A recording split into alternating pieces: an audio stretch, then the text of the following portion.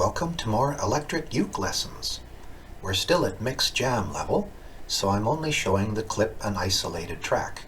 If you're a beginner and would prefer I go slower, you might start with the earlier videos. Someone with an eagle eye asked if I'm left-handed, maybe because that's how I drum.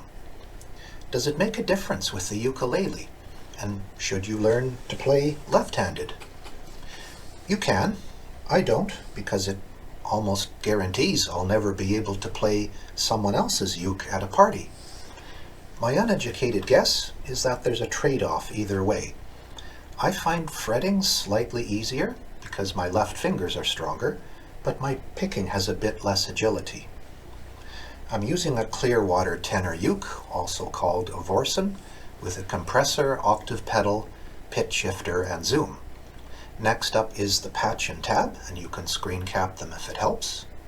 Tune up and let's play.